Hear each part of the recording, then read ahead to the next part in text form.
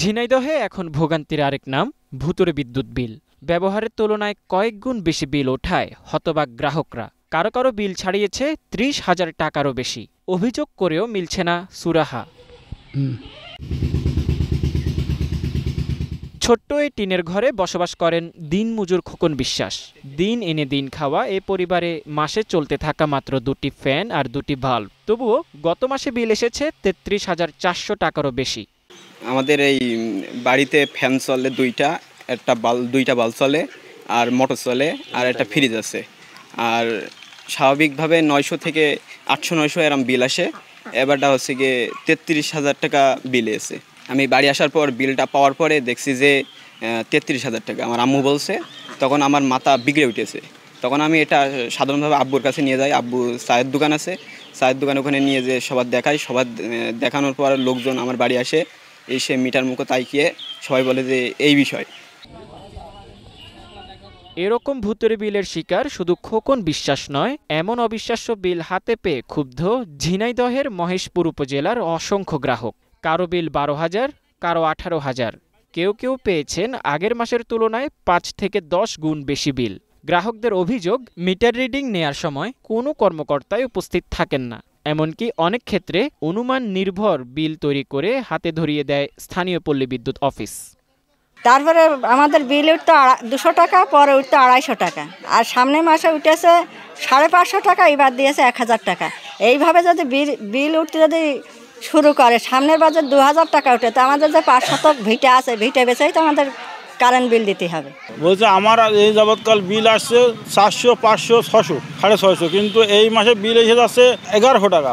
তা এই বিলটা কি আন্দাজে লেখে, কি ওরা হচ্ছে দেখে শুনে লেখে? এটা কারণটা কি? এই কারণটা আমরা জানতে চাই। ভাই, আমার মিটারে কিছু দেখা যায় না, কিন্তু আগে বিল উঠতো আপনার ৩০০ টাকা, ৩৫০ টাকা, ৫০০ টাকা সর্বোচ্চ, কিন্তু এই মাসে বিল উঠেছে ২,০০০ টাকা। কিন্তু আমি ২৩শে সেপ্টেম্বরে একটা দরখাস্ত করে গেছিলাম মিটার চেঞ্জ করার জন্য, কিন্তু তিনারা মিটার চেঞ্জ করে নাই। ফোন দিলেই বলে যে মিটার নাই। কিন্তু আজকে আসলাম, তা আজকে বললো যে মিটার ঠিক আছে, আপনাকে মিটার দেওয়া হলো।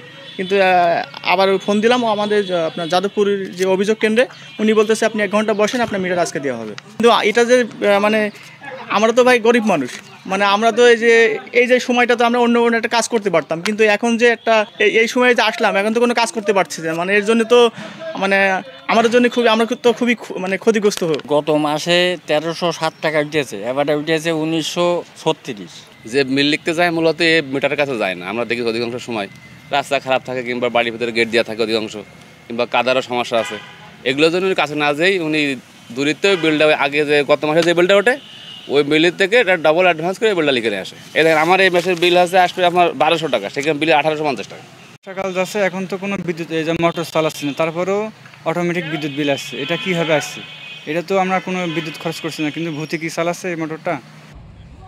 অন্যদিকে পল্লী বিদ্যুৎ সমিতির কর্মকর্তারা বলছেন, গ্রাহকদের অভিযোগ আমলে নিয়ে তদন্ত করে ব্যবস্থা নেওয়া হবে। আমি বেশ কিছু অভিযোগ পেয়েছি, সেটা মহেশপুর সহ রামচন্দ্রপুর গ্রাম সহ আরও আশেপাশে কয়েকটা অভিযোগ আসছে এরকম, যে তাদের বিদ্যুৎ বিল বেশি আসছে।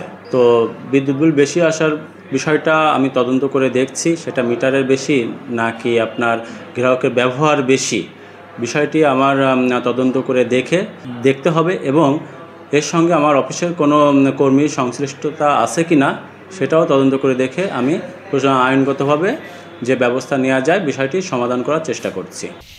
এমন ভুতুড়ে বিলের বেড়াজাল থেকে দ্রুত মুক্তি চায় ক্ষুব্ধ গ্রাহকরা। Mozammel Hossain, green TV, news desk.